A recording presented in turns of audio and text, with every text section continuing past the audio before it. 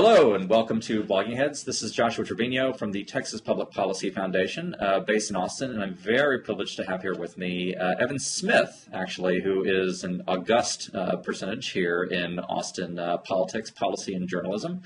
Evan, give us a bit of background real quick. I know you've been on Blogging Heads many times before, but you came on to Texas Monthly in 1992, I believe. So this is your. But I don't actually know when you came to Texas. How long has it been? I got to Texas. Yeah, I got to Texas back when I came to work for Texas Monthly. You make me sound so important. I'm just another hack journalist, Joshua. You know that. Oh yes, so I've heard in the circles I run in, but nonetheless, yes, in your circles, I probably am considered a hack journalist. I'm sure in your circles, I'm a right-wing extremist. So in our circles, you're Al Sharpton's punching bag. I am CEO and editor-in-chief of the Texas Tribune, and I guess the reason that we're both here today in this all-Texas edition of Blogging Heads is to talk about Ron Paul, right? I think so. He is the most important politician in Texas, I'm given to understand, at least based on the email volume. It would be the shortest Blogging Heads ever. No, of course, we're going to talk about our governor, who persists as the front runner in the race, and who, despite a stumble here or a stumble there, still seems to me to be the odds-on favorite to be the nominee. What do you think? I think that's likely right. Eric Erickson, in his horse race piece yesterday, actually wrote that barring an epic screw-up, Perry will be the nominee. I think I wouldn't say he will be the nominee, but certainly everything looks in his favor at the moment. He's in a great position as a front runner and somebody who speaks to what I'll describe as the aesthetic needs of the Republican base. He basically just has to not lose for the remainder of the primary season. Of course, the general will be a different animal entirely, but right now he's well positioned. His campaign appears to have learned pretty quickly from some of the early errors, and we'll see how he proceeds down the stretch. Well, the reality is, in the years that I've been watching the governor, Josh, and you may agree with this, he's never made the epic screw-up that you're talking about. I mean, we've seen him run what were relatively competition-free races over the years. The Kay Bailey Hutchinson primary, I suppose, is the exception, although Indeed. In the end it ended with a whimper and not a bang.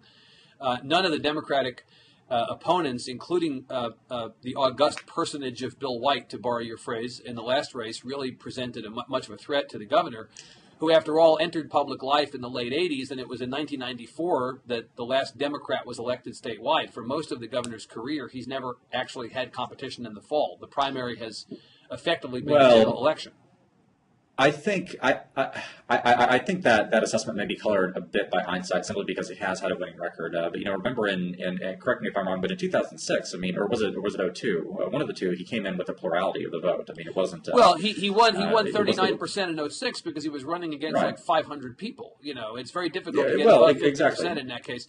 But look, I think what you and I can agree on is that the governor has been mostly unassailable from an election standpoint. He's won 9 elections, never lost, and has not made the kind of mistakes that you make when you lose. And it hasn't been that he's won despite mistakes. Yeah. He hasn't run perfect campaigns, but he's a hell of a campaigner. And I think what we're seeing as he makes his way through this Republican primary, the first time he's on a national stage, is, he's done some things that probably he'd like to have back, but none of them have hurt him enough to derail his position as the front runner. The general, I agree with you, is another situation entirely. Today, just before we got on this conversation, Josh, I saw that Rasmussen put out a national poll. Rasmussen is, of course, a pollster who Democrats say is Republican-leaning, so it's hard to say that this is a biased poll, but it says that Obama is leading the governor 46-39 in a head-to-head matchup nationally. Now, clearly what's going on there, I think, is that the public knows much more about Obama than Perry.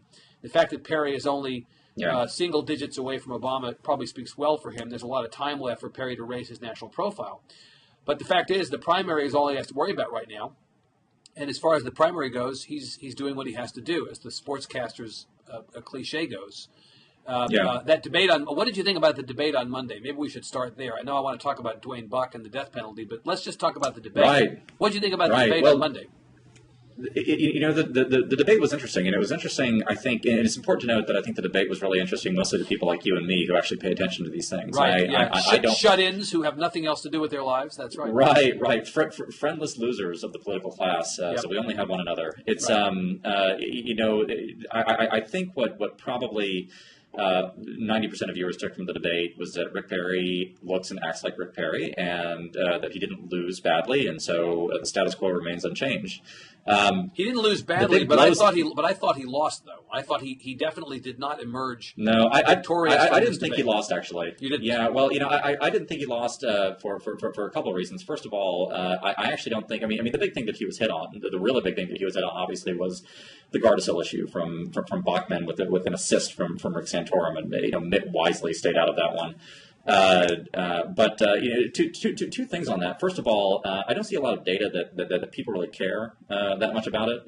In all frankness, I mean, the people who care intensely. Right. But when you look at the issues that folks are voting on in this particular election, it doesn't have anything to do with anything remotely affecting vaccines or parental rights. I mean, it's all economy, it's employment, it's jobs, it's things that the governor is quite strong on. The other reason I don't think he lost, frankly, is that Bachmann, had she stopped at the end of the debate and said nothing more, I mean, she might be able to continue on with this as something of a winning issue. But she immediately overstepped herself, right in the post-debate interviews with the mom who came up and claimed that there was a link with brain damage, I guess, for her child. Mental retardation, she claimed, was a mental retardation. I believe she said, a consequence of the age. But look, surely, Joshua, even someone coming from your side of the political spectrum would have to acknowledge that Bachmann's got a history of saying the most incredible and uncredible stuff. I mean, this is not a case of someone who has been unassailable rhetorically suddenly stepping into a ditch. This is a woman who lives rhetorically in a ditch.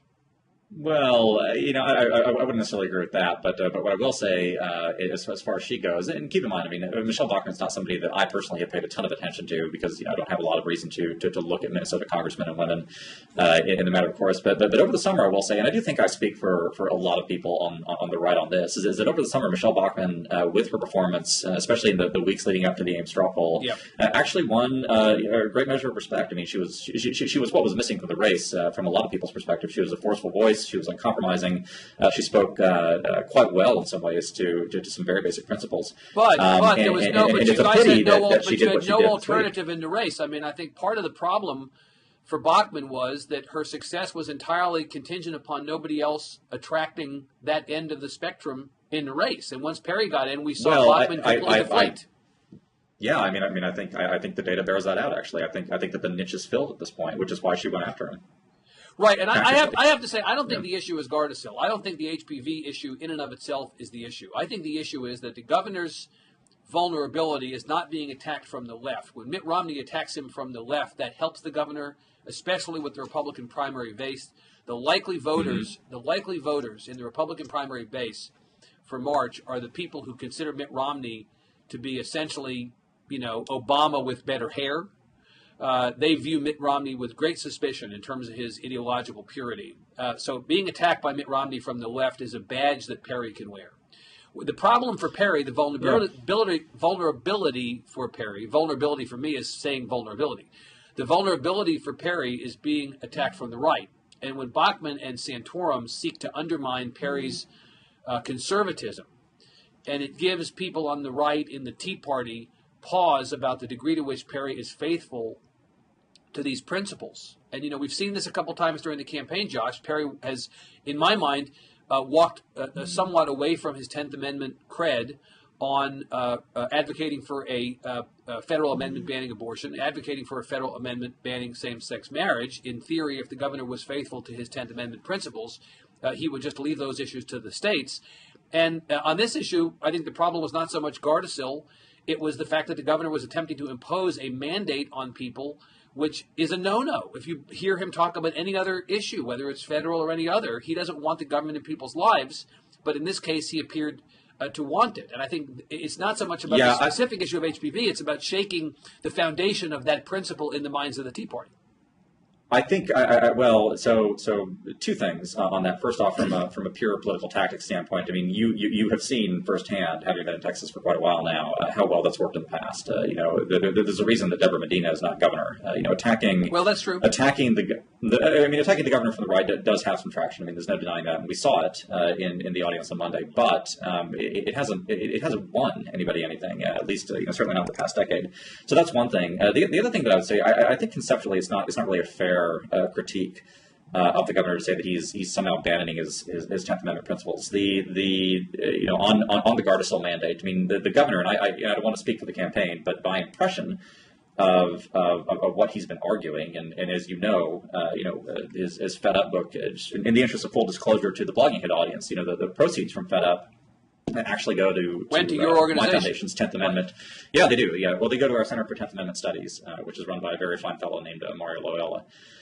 So all that being said, though, states are widely recognized to have these plenary powers to mandate various things: auto insurance, vaccinations, and I think, at least from what I've seen on the campaign, that the governor has argued that if states want to do things like mandate individual purchases of health insurance, that they can do that. I mean, he doesn't think it's a good idea, but for him to acknowledge that this power exists doesn't actually contradict the 10th Amendment stance. But hold on. Do have this ability to do this. Yeah, I'm not suggesting. Let me be very clear about this. I didn't say, and I'm not suggesting that the Gardasil mandate was a violation of 10th Amendment principles. It violated the broader philosophical idea of government out of the lives of people, which the governor has been a huge advocate for, where I thought he walked away from, not enormously walked away from, but walked away from his 10th Amendment street cred was on the abortion and same-sex marriage federal amendments. That to me seemed to be a contradiction of the governor's previously stated position that if somebody if somebody in New York wants to legalize same-sex marriage, that's on them. Just don't bring that stuff here. Sure. Well, I got to be honest with you. I've never quite understood that, because if you are a 10th Amendment believer, then the way to elevate a topic beyond, I guess I'll say the reach of the 10th Amendment is to amend the Constitution. And so somebody who believes, for example, same-sex marriage should not be federally recognized or should not just flat out exist in the United States. I've never, I guess, and maybe, I've never quite understood where the contradiction exists in this, because you can certainly advocate a strong respect for the 10th Amendment and say within the existing system, this is how it should be adjudicated on a state-for-state basis, but at the same time advocate a constitutional amendment to that end. Look, you're either for states' rights. We actually saw this and I'm not comparing the issues, but we actually saw this in the 19th century with the slavery debate. Not that I'm comparing slavery to same-sex marriage. Don't get me wrong on this, but I'm saying in terms of wanting a constitutional nationwide amendment versus respect for the 10th Amendment. I mean, this debate's been played out. It doesn't invalidate respect for the 10th Amendment to advocate these things. I'm just saying that if you're for states' rights, then you're for states' rights. What states' rights means definitionally is that the federal government doesn't get to come in and tell the states what to do. Doesn't come to dictate what the states can do or can't do. That's my lay reading of the states' rights philosophy would say then that the federal government should not say to any state that wants to pass a law, you can't pass that law. Well, but the 10th Amendment is very clear. I mean, it explicitly refers to the powers not explicitly granted to the federal government, and so within that context, I mean, if you a lay reading or not, I mean, what the amendment actually says is what it is. I frankly don't see maybe we just agree to disagree on this, but I don't see the contradiction between advocating an amendment for one thing and nonetheless demanding respect for the 10th Amendment. So what about the EPA stuff? Just let's play this string out a little bit before we get on to another topic. Sure. So the governor and the attorney general and a number of people on your side have said that the EPA is overstepping its bounds in requiring of the states certain protections against pollution or permitting processes or whatever else. And often the 10th Amendment, whether fairly or not, has been invoked as the justification for this, because the theory here is that states' rights would trump the federal government's claim to be able to tell us what to do. Well, why is the federal government's EPA mandate not okay, but the federal government telling the states you can't pass same-sex marriage laws, that's okay? Why are those two things different? Because there's an easy answer for that, because one is putatively or would be in the Constitution, which is a completely different level of law, and the other is just an act of the regulatory state acting with habitual caprice in a way that destroys lives and jobs. I mean, if God forbid, but if the EPA and its powers were enshrined in the Constitution of the United States, then this wouldn't be an issue. Yeah, but it's not. That's only in Al Gore's America. I'm sorry. If Al Gore had been president, maybe that would have been the case, right? Al Gore's America. Well, right. If only he'd been tempered by office. Right. Well, look, I want to talk about the death penalty, if you don't mind, because I think this is a very pregnant issue. Sure. This is something that just within the last 24 hours got on the national radar screen. This is the case of Duane Buck, who was an African-American death row inmate scheduled to die last night as we sit here on Friday, the 16th of September. On the night of September 15th, he was scheduled to be executed. And the question of his guilt has been resolved. Everybody accepts the fact that Duane Buck was guilty. That's not the issue on the table. But the question came up in the course of sentencing when an expert witness said something to the effect of African Americans have a greater propensity to commit murderous acts, and that's why he should be sent to death row. The question has then persisted since that sentencing phase.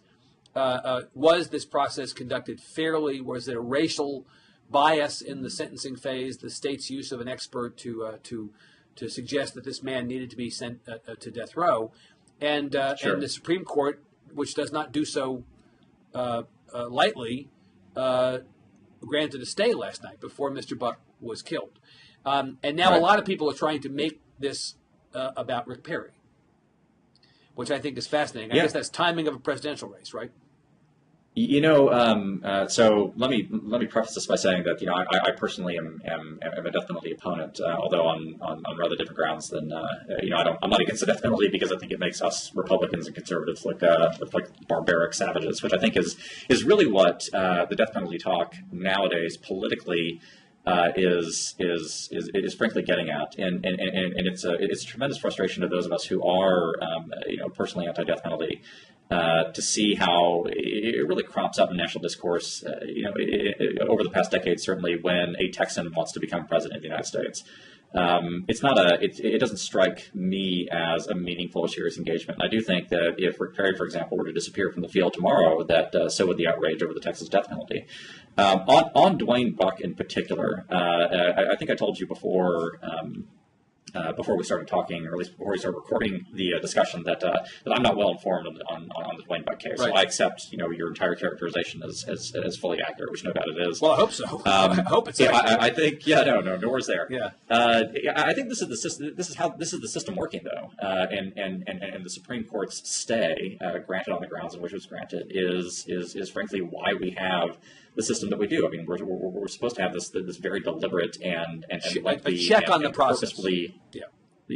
I'm sorry, what's that? A check on the process. We're supposed to have a check on the process. Right. That's exactly right, and that's how it's supposed to work. So this is a win for the system in general. And I think this is evidence that in some fashion, although there's apparently this likely flaw in at least the sentencing, if not the conviction.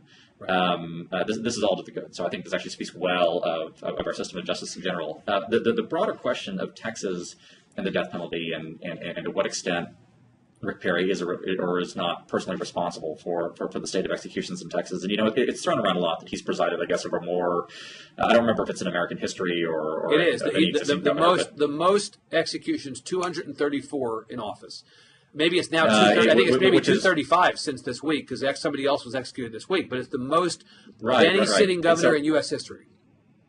Okay, so any sitting governor in U.S. history, which I think anybody would have that record if they've been governor of Texas for a decade. I mean, I'm hard pressed to think that with the state the way that it is, that it wouldn't be that way. But I think what's useful to look at is the rate of actual death sentences in Texas under Governor Perry since he took office, and it's dropped. I mean, you look in the 90s. I'm trying to recall these figures. They're from the Death Penalty Information Center, which is out of D.C. Yep.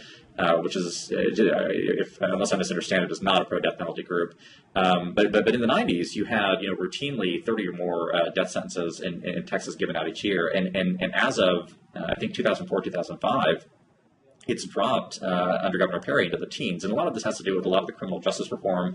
And again, full disclosure for the audience, TPPF does. We don't do death penalty policy specifically, but we do work in criminal justice reform with our Right on Crime initiative.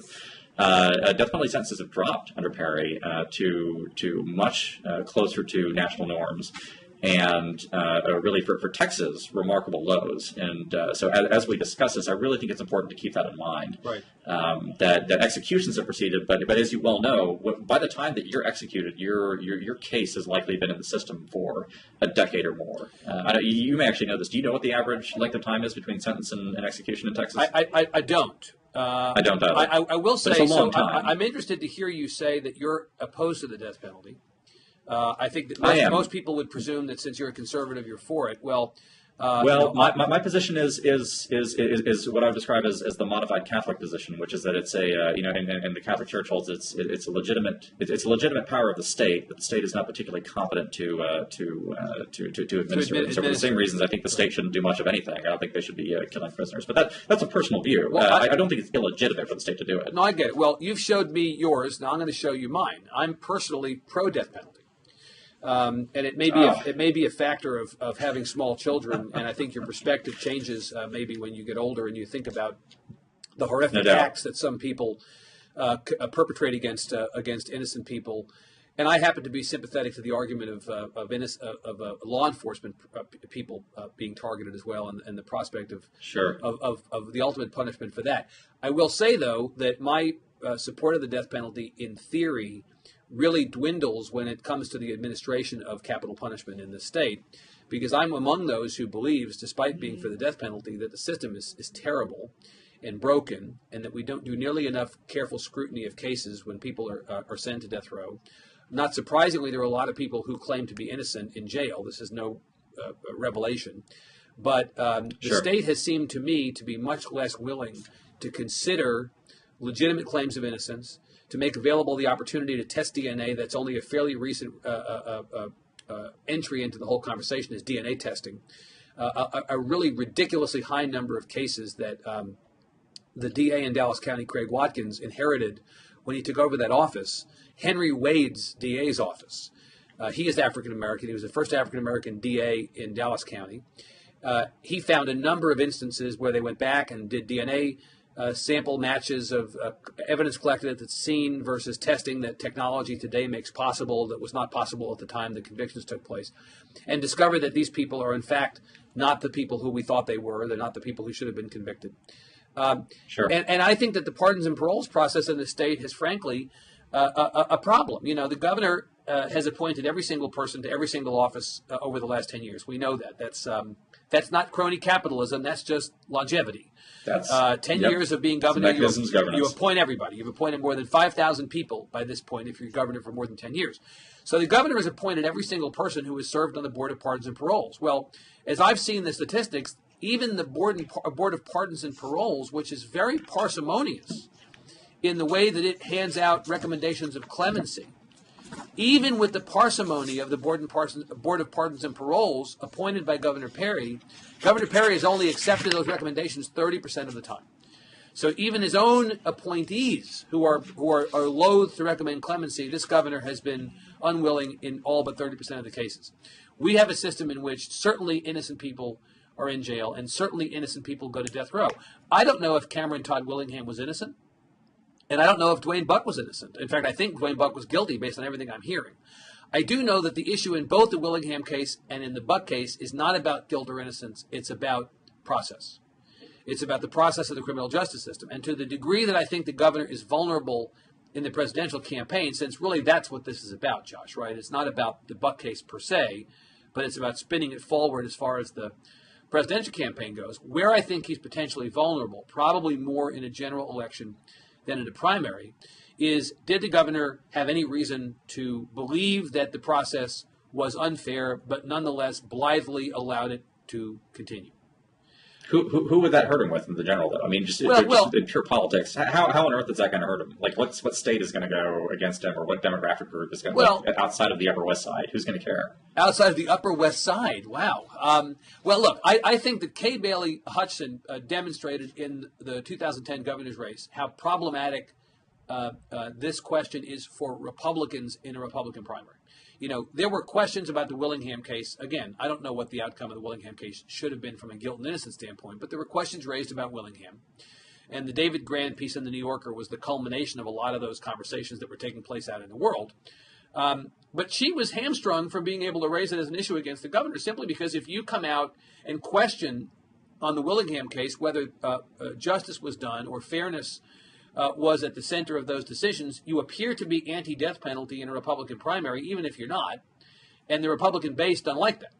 So it would, and in the general election too. I mean, I actually think in a general election in Texas, Bill White had an opportunity to attack Perry, on the Willingham case, chose not to, And that's probably because he calculated correctly that a great majority of Texans, no matter what party they're in, support the death penalty. But I do not just Texans, but Americans. Right, but I would disagree with you about this question of whether it's a neutral argument in the general election. President Obama is also for the death penalty, or at least I believe he's for the death penalty. Everything I understand, he says he is. Yeah. But the president is also going to make the argument. I think it's a careful argument to make, but it's an argument that appeals to independents, which is where this election is ultimately going to be decided. That a criminal justice system that treats innocent people fairly is easy. A criminal justice system that treats guilty people fairly is harder, and ultimately more important. And that is the true measure of the fairness of a criminal justice system. It's not whether you treat the innocent people fairly, but whether you treat even guilty people fairly. And I think I agree with your point philosophically. However, electorally, I just think it's just completely off. I don't think that there is a meaningful constituency on the national level that votes according to what is perceived as criminals' rights. I really don't. I don't know that it's criminal. I mean, you're making it out to be criminals' rights. Well, I don't think it's criminals' rights. People. I think it's about criminal justice and the criminal justice system. Well, I mean, what's the meaningful differentiator between guilty people here and criminals' rights? I mean, it's how it's going to be perceived. I just don't see any data.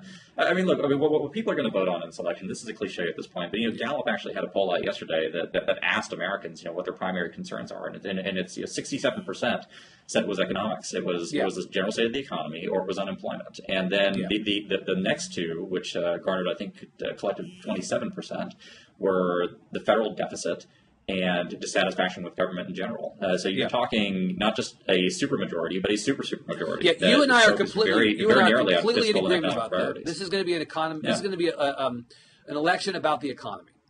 There's no question about that, and that's why Rick Perry, I still think, is competitive in a general election, despite the other things that might make him less competitive than Romney.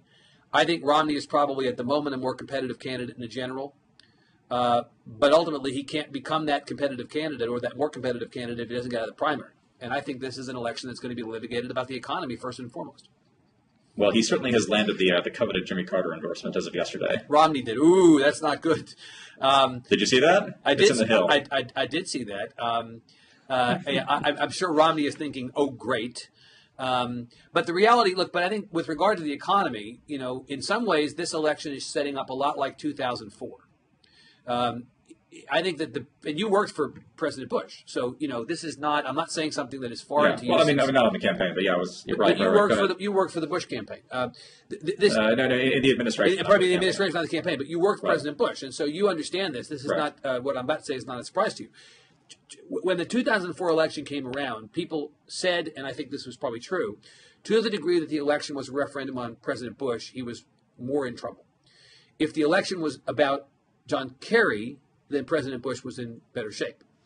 I think this is very much the case this time. If this election ends up being a referendum on President Obama, then he's got a very, very serious problem, which is why the generic matchups of Obama versus not Obama are actually worse for him than the matchups of Obama versus specific candidates. Yeah, because they are. Because generically, if it's Obama versus not Obama, and that's what the governor's folks want to believe, that this is a race ultimately between Obama and not Obama, whoever the not Obama is, they think Obama loses in that case. But you don't run against a generic candidate. You run against a specific candidate. The other thing that I think is interesting about 2004, and Ross Douthat in the New York Times, but before him, Joe Klein in Time Magazine made this point, is that the Romney-Perry race is shaping up a little bit like Dean and Kerry, and that Romney is a little plodding and flip-floppy, but ultimately may be the nominee. Perry, as Dean did, may appeal to the libido of Republican primary voters. But at the end, it may be date Perry, marry Romney, in the way that it was date Dean, marry Kerry. What do you think about that? Yeah, I didn't see Joe Klein going after that. I guess I'm not surprised that he and Douthat would concur on this point. It struck me as a bit of bad history. I mean, one of the big reasons that was completely ignored that Howard Dean, who I agree actually had a lot of the base enthusiasm among the Democrats in 2004, at least observationally. I mean, not that I was among them. But I mean, Dean's campaign was actually not, and I'm sure there's going to be somebody who's outraged when I say this. It wasn't a very good campaign. It was a terrible campaign. And he benefited from circumstances. He benefited from circumstances on the ground, as much as he didn't succeed for his own purposes so much as because of the weaknesses of everybody else around him, which I got to tell you sounds a lot like Rick Perry too. Right? I don't agree with that at all. No. I strongly disagree. I think there's such a huge difference between, and I'm not affiliated with the Perry campaign in any way, but I think there's such a huge difference between the data-driven competence of the Perry campaign people, and especially the team that's being assembled now, versus what Dean brought into it. It doesn't strike me as a comparison at all. Hold on. You don't think that the Perry campaign? I'm not suggesting that Perry is an incompetent or weak candidate. Quite the opposite. As I've said, I think he'll be the nominee. Well, we're talking about Dean. Staff, Dean never was. I'm saying that right. Dean rose as a result as much of the weakness of the rest of the field as anything.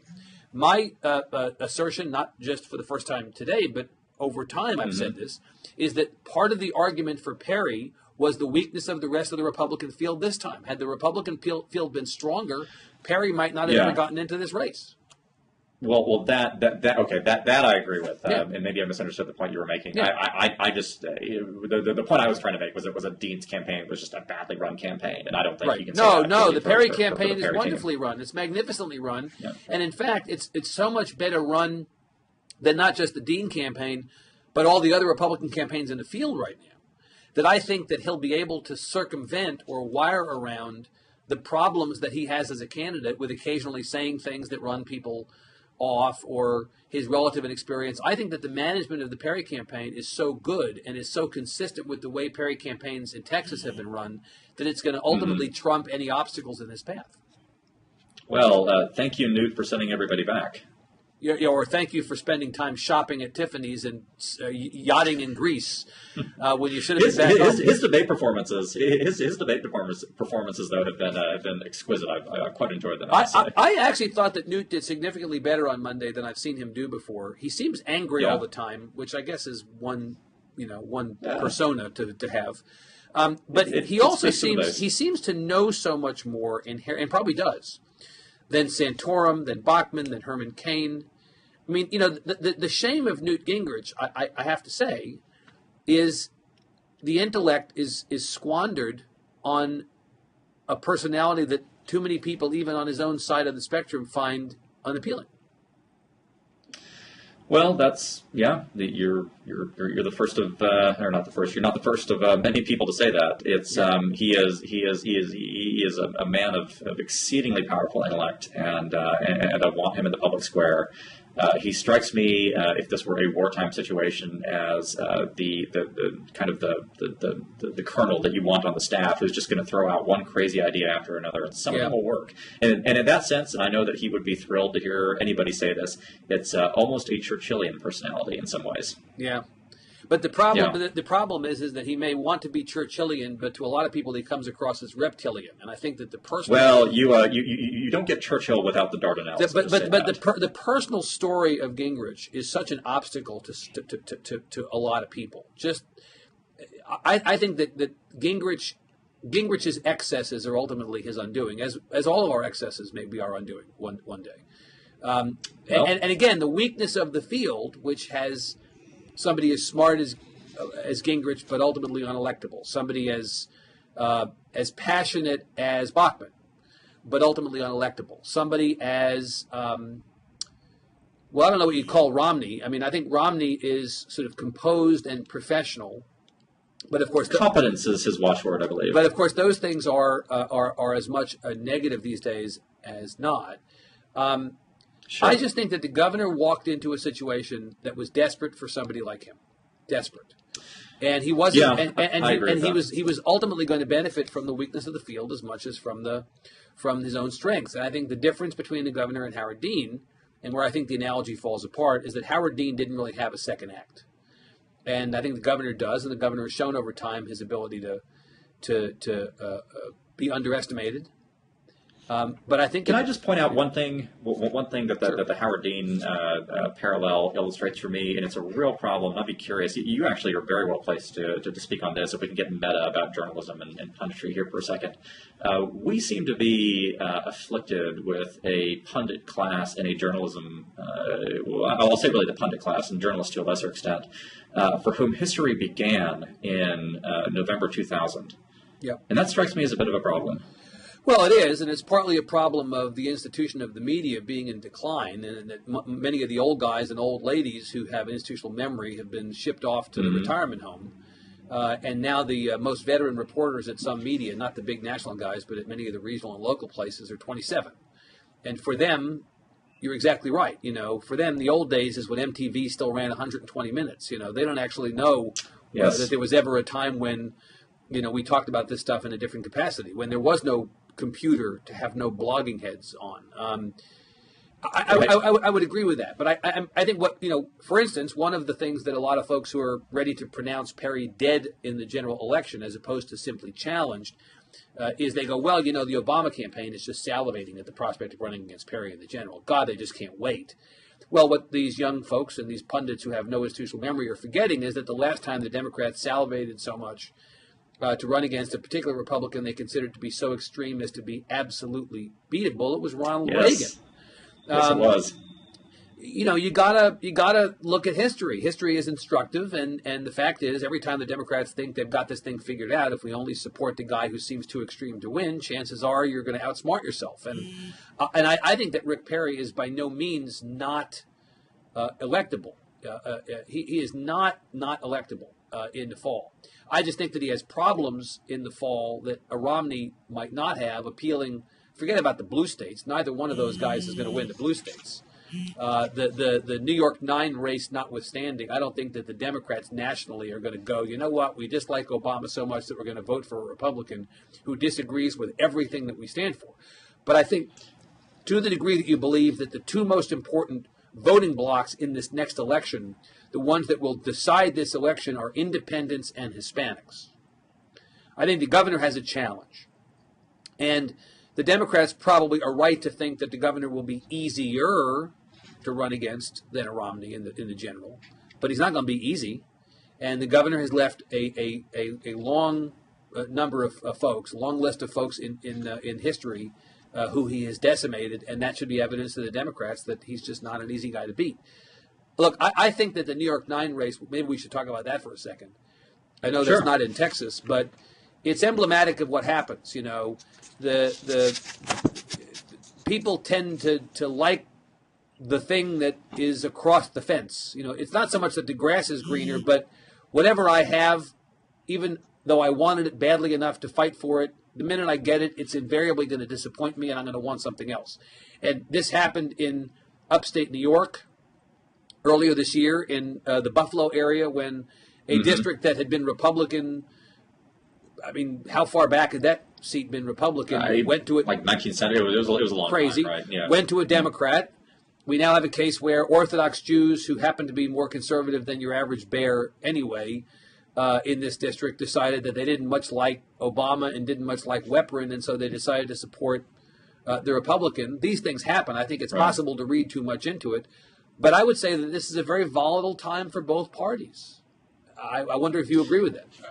Well, I mean, in a sense, but there's volatility. There's volatility. I mean, it's volatile for Democrats because there's tremendous peril for them. It's volatile for Republicans because there's tremendous opportunity. I mean, I wouldn't say that each party. And I know maybe it was Jay Carney was some administration mouthpiece was trying to make the argument that the lesson to be drawn from New York 9 is that people just don't like incumbents in general. And I think that's just farcical. It's not right. It's not incumbents in general that they dislike. I mean, they dislike the existing structure of power. They dislike who's in it, and they dislike even if they personally like the president. I actually haven't seen polling on. I've seen polling on presidential job disapproval, which I think is like at 39% in this morning's Gallup. But I think people still think the president himself is a generally good guy.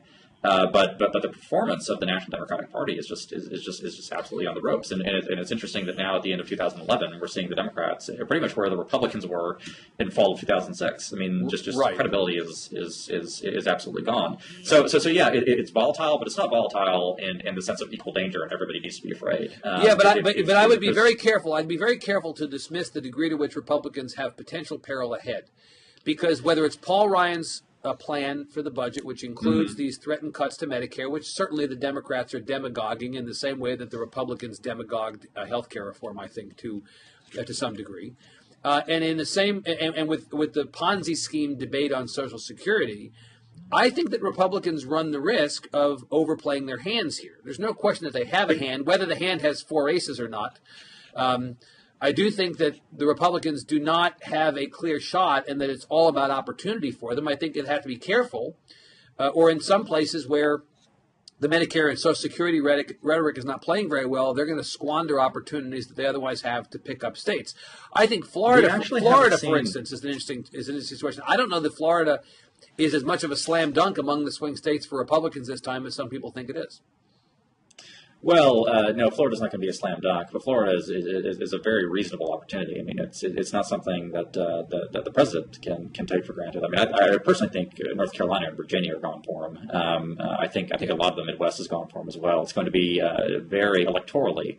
In terms of electoral votes, it's going to be a very close election. But look, on the Ponzi scheme in particular, since you brought it up, and this may actually be a good discussion to have as we close this out, since we're about to hit the 45-minute mark. Yeah.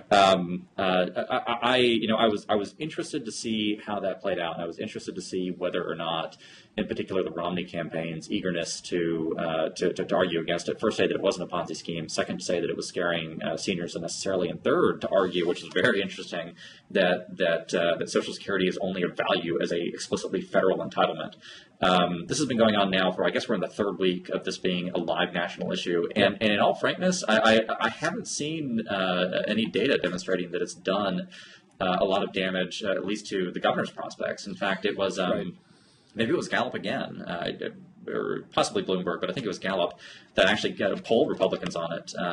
It came out yesterday or this morning about whether or not it's doing them any harm, and it's really not. There is, I'm almost sure this is Bloomberg now that I think about it. Republicans don't really care about this. I mean, if anything, they mildly agree, or if they disagree, they're not going to vote for or against anybody based on the scheme. That's why Romney is independence. Yeah, Romney is doing the dirty work of the Obama folks on this. I don't think that Romney's attacks on the governor on Social Security hurt the governor in the primary so much.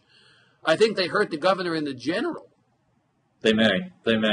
But again, a lot of this depends on. So, I mean, if we freeze the status quo and then we fast forward into this putative September 2012 state, then yeah, it may. But as you know, I need not tell you that there's going to be a lot of water under the bridge between then and there, and I suspect that the messaging is going to be refined somewhat between now and then. Sure, I agree with that. Sure.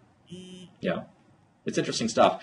Since we do have a few more minutes, I think one thing that we ought to at least hit on, which you brought up earlier, talking about independents and Hispanics being the probable key swing groups in 2012. I would argue, although I don't want to really argue too much about independents since we don't have a lot of time, I would argue that independents are for the most part going to be lost to the president by the time that comes around. But Hispanics are a very interesting question. And what are your thoughts on those, and how the governor, should the governor make it to the general, what's his general election appeal going to look like to them, and will it work? Well, the governor has been less successful at winning a percentage of the Hispanic vote than George Bush was when he was governor here.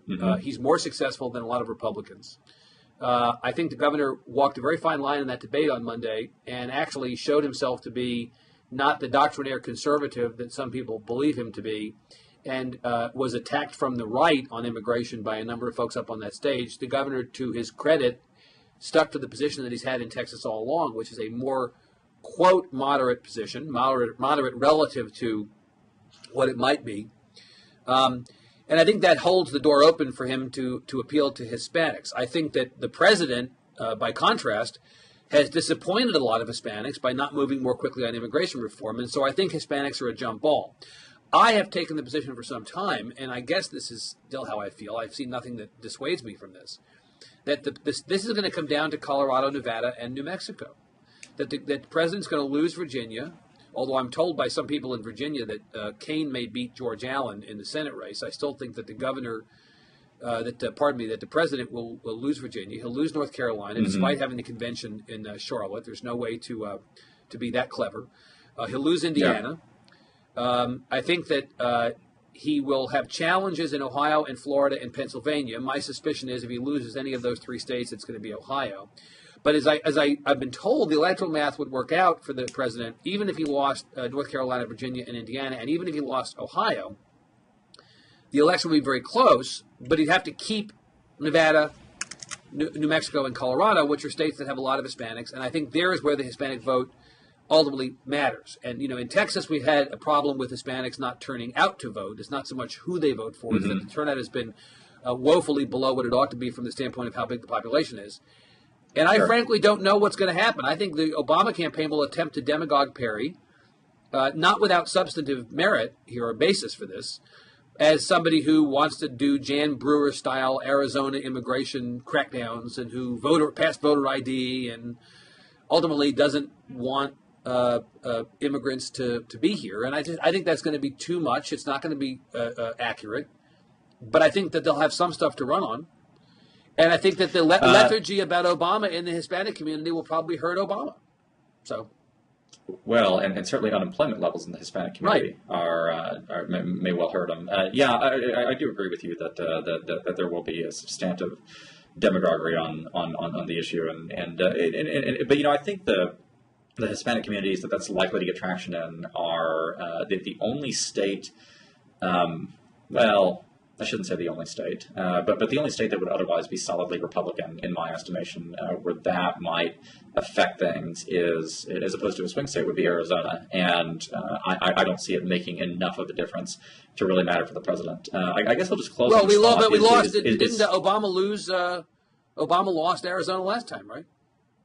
Well, that's exactly what I'm getting at. I mean, we're talking. Well, of course, it was the home state of John McCain in 2008. So, but that's my point. I just don't think it changes the map enough for him to make gains in places where he needs to make gains versus the existing swing states. Right. So, let me just close with this: Is the solution Vice Presidential nominee Governor Susana Martinez of New Mexico? No, I don't think so. I think. Go ahead. I think it's going to be Rob Portman. I've said this all along. I'm sticking with that. I think that what Rick Perry needs to do is to bring another person who is strong on the economy on this ticket. He shouldn't go for geography necessarily. So pick Marco Rubio. I think that Marco Rubio essentially is it's two people on the ticket who are super conservative, who are Tea Party affiliated. I think that would scare some independents. Rob Portman is more of a business conservative, very popular in the state of Ohio, where he was just elected senator in the last round, and he had served previously as budget director for George Bush. It's an unintended olive branch maybe to the Bushies, who may still be bristling at the thought of Perry. It's probably very strongly an effort to keep Ohio in the Republican column this time. I don't think Susana Martinez necessarily does it for him. I'm not sure how popular she is in her own state right now. And, there was just this revelation that her own grandparents were illegals, which conveniently did not come up during the election, but she admitted after she was elected. I don't know. Who do you think it's going to be? I've got as much info as you do. I still think it's that the slam dunk choice would be Rubio, which is a very conventional thing to say, but I happen to think it's true. Whether it's likely is a completely different question, and we'll see. I mean, who predicted Dick Cheney as the vice president of the United States? Not even Dick Cheney predicted. So we'll see. Yeah. Not even Dick Cheney knew. Yeah. Yes, and he headed the search committee. That's right. He did. So we'll see. Well, look, Evan, thank you so much for taking the time. It is certainly a privilege to speak with you, and I hope this was as educational for the audience as it was for me. Yeah. Well, it's always fun to see you, Josh. We'll have lunch soon. I promise. Likewise. All right, okay. Take care. Bye. 1, 2, 3. Off.